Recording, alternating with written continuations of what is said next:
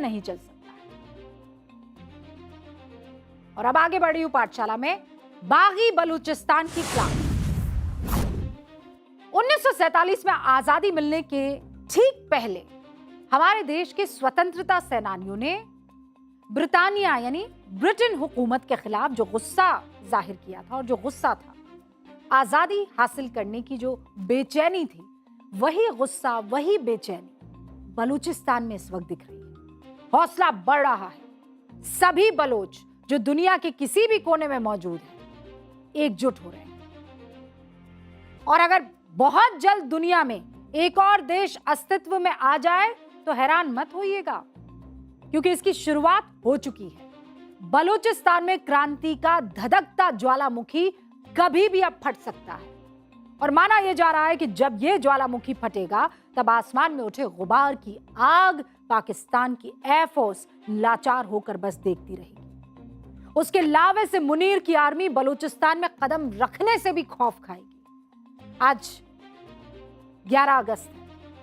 1947 से बलूचिस्तान इसी दिन को अपना स्वतंत्रता दिवस मनाता आ रहा है। इस बार भी मुनीर के कड़े पहरे के बावजूद बलोचों ने न सिर्फ अपना झंडा लहराया, बल्कि बलूचिस्तान की आजादी के नारे भी गूंजे।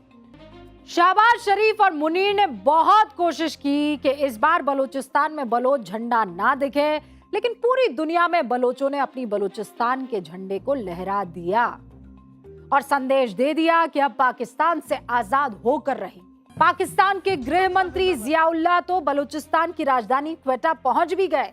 सड़कों पर घूम घूम कर लोगों को पाक का झंडा भी थमाने लगे, लेकिन बलोच बच्चियों से वो पाकिस्तान जिंदाबाद नहीं कहलवा पाए।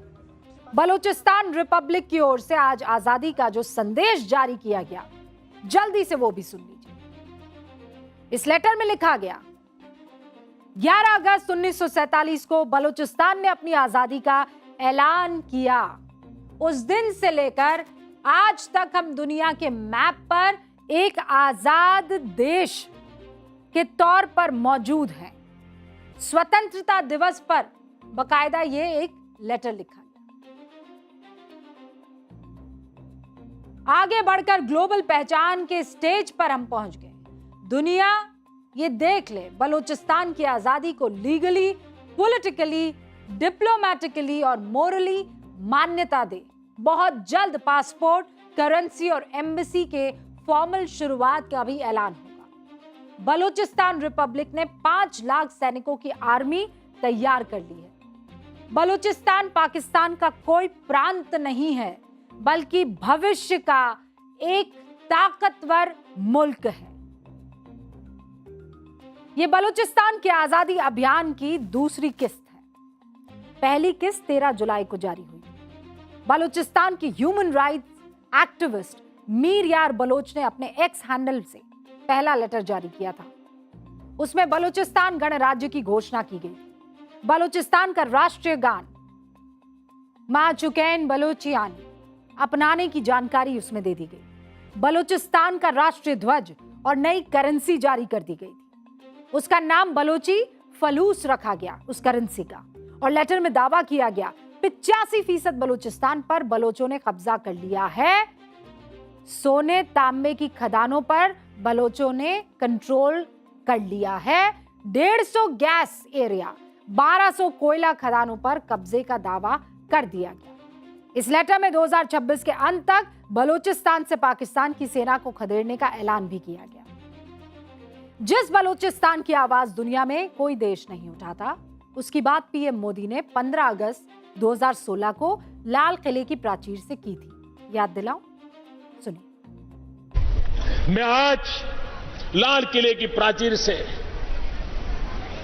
कुछ लोगों का विशेष अभिनंदन और आभार व्यक्त करना चाहता हूं।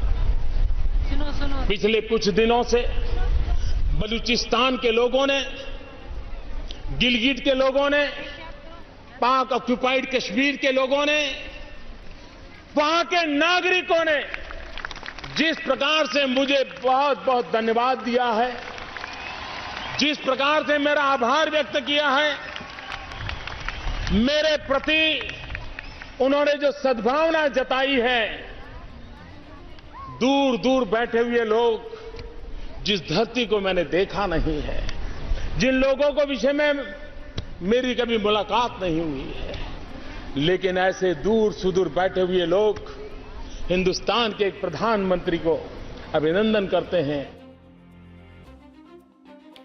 देखिए, शाहबाज सरकार को सबसे बड़ा डर किस बात का है? डर यह है कि अगर बलूचिस्तान पाकिस्तान के हाथ से निकल जाता है तो पाकिस्तान की जमीन आधी हो जाएगी, आर्थिक रूप से पाकिस्तान महाकंगाल हो जाएगा। मैं आंकड़ों के जरिए समझाती हूँ।